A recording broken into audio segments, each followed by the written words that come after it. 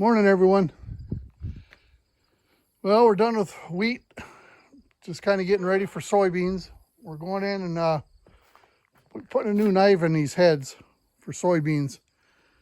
But anyway, it's a double drive, 35 foot, 36 foot head. We got the one knife pulled out already. This one had a splice or two in it. It kind of got banged up right in the middle where they run together. So right now we're just, well, let me see over here. We got the knife pulled out and all the guards off and the actual runners for the knife. That's what these guys are. Some are up and some are down. I mean, every other one's up and down. But I'm not sure. And this one seemed a little different. But anyway, that's what's going on today. In the middle here where these two knives run together, they got what they call like an open face guard. And the other ones are closed, like the closed face. So I guess that's what I'm just calling them. So anyway, that's kind of what we're working on today. Thank goodness, well, not thank goodness, but we're done with wheat and getting ready to go on to soybeans. And the other one, I never recorded the other one, but the other head had a bearing go out in the center canvas. And let me see where that shaft or that roller's at. Yeah, right here's the roller. And when it went out, I guess we didn't catch it and it kind of wobbled out the end. So that's what we're doing with the other head. Like I said, I never did record that one. And okay, we'll keep going keep showing you as we keep going here. Have a good day. The other thing I didn't show is these clips right here. Get out of the sun. They go underneath and they hold the plastic runner on the skid plate. Hoping not making you sick, but they go right there to hold the skid plate.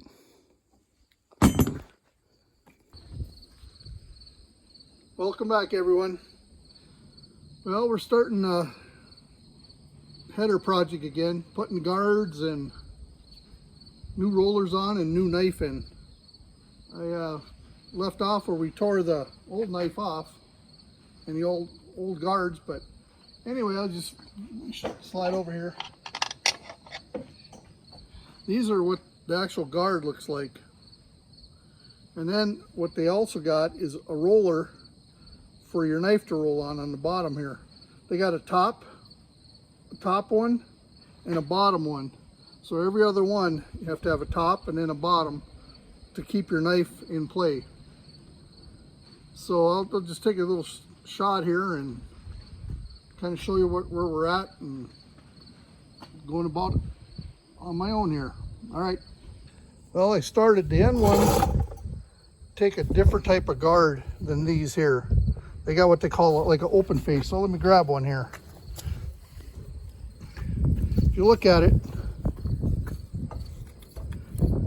oops, I'm trying to hold it here. That's an open face where it doesn't have this back piece right there. You can kind of see them, which they go on the end where the head is a sickle, where the head ties onto the sickle.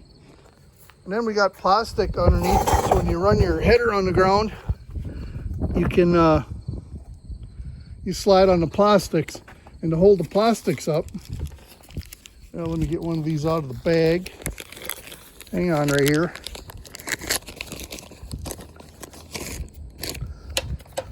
Oops. This is what holds the plastic up.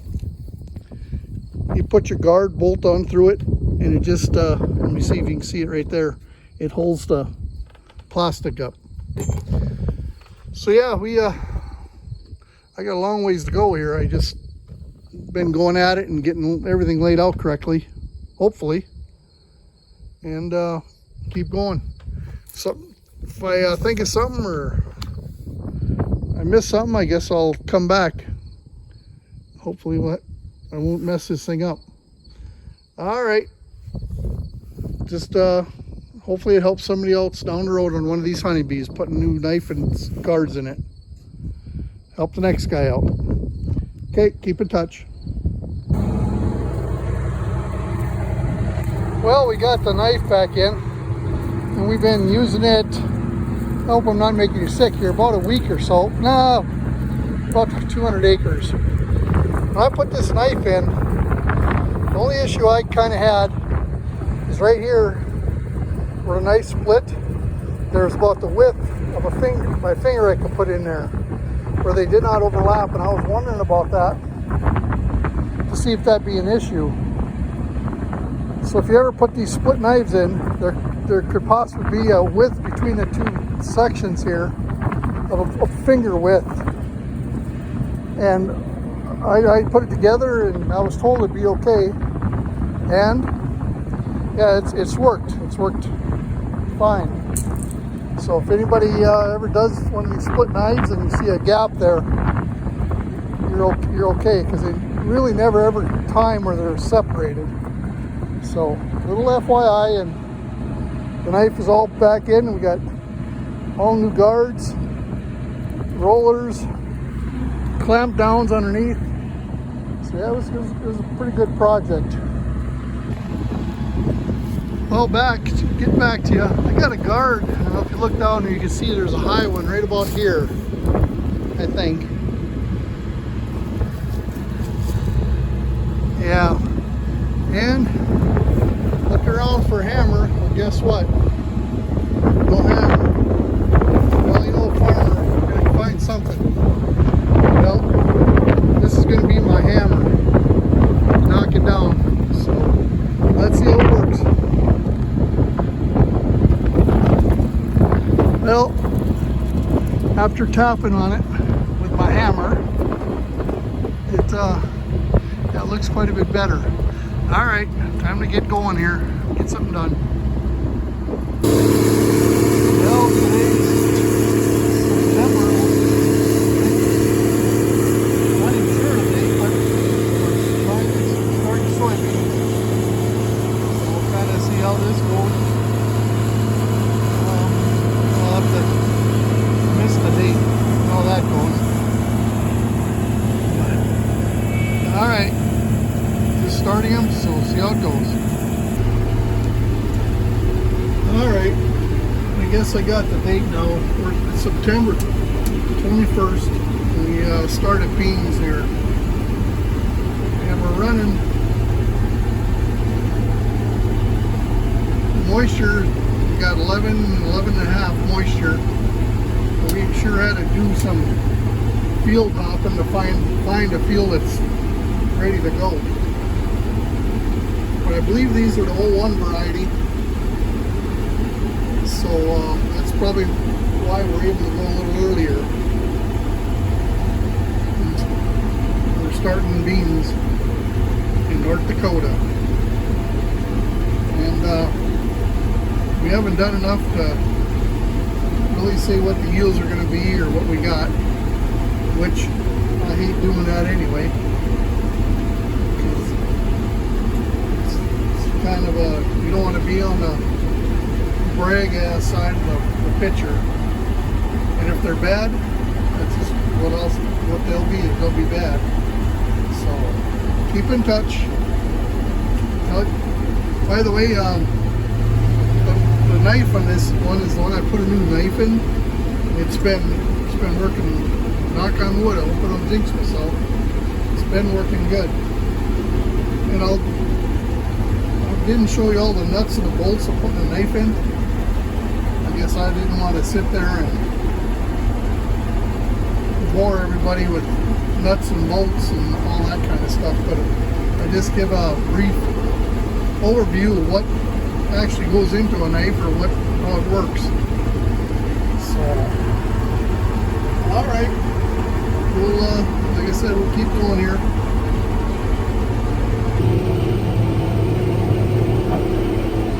Well, back at her again. Today is September 23rd, and we're still picking away on the soybeans. The one variety didn't do too bad.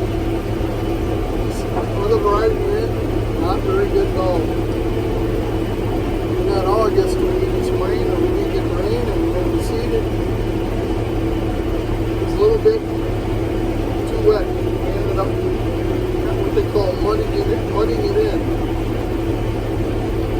So now we're kind of paying the piper a little bit. So the yields, aren't nearly last year. So like I said, you win some, you lose some. But all we can do is just saddle her up and keep going. I guess the yields. Yeah. Like I said, they're not very great. We got a lot of green down underneath that's there. So what we've been doing is, because we've been going, it's a little bit wet. So what we've been doing is putting them in a bin. We're going to dry them down. Because we wait for the tops to, oops, there's my other hand here. We wait for the tops to dry down. Or the bottom, sorry. The bottom should dry down, the tops will be so dry that you just bump them and they'll pop open. And then you'll lose quite a bit of yield right there. But, alright, we're doing the best we can. Keep going for them as we go. Busy today, so we can't be combining soybeans, so we're going to go out and work out our wet spots. There's that good old Massey.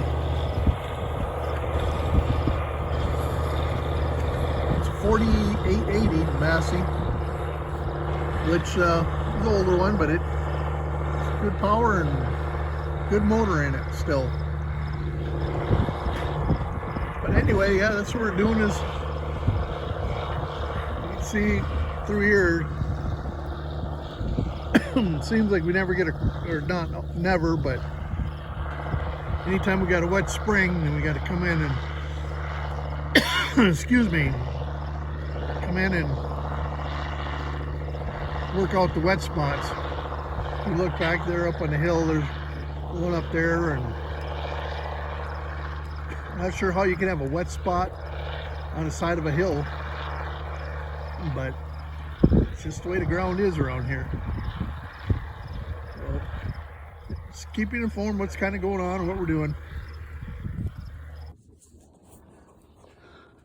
Well guys, it's September 25th. We've been doing beans, and the old R75 has got a belly ache.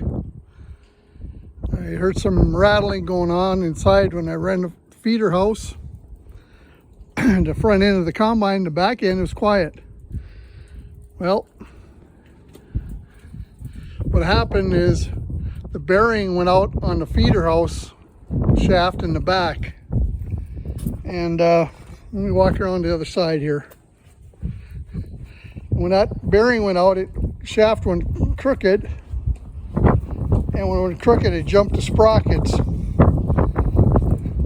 So just in the middle of taking it apart, got the R72 up running again. It had a spreader issue where the gears come together on the spreader. Bottom gear dropped off. But anyway, so the feeder chains from here up to top up there. And this is the tightener. So I'm just in the middle of taking the tightener apart. And then there's a reverser to reverse it when you get plugged. And I'll pull that off. Maybe don't need to, but I'm just going to pull it off. So anyway, I guess we'll be shut down for a while. Which, this kind of, it's an ugly job. But that's fine. Farming was never meant to be easy. If it was easy, everybody would do it. All right, keep in touch.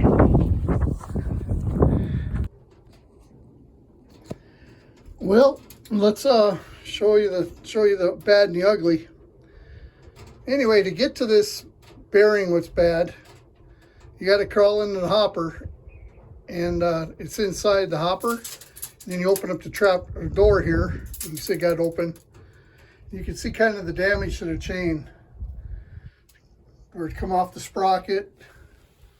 Yep, right there is the bearing that went out. I'm not sure what the story is of that thing, but that was just put in maybe 2-3 years ago. But anyway, that's the story. Let me keep picking. I'll get back with you.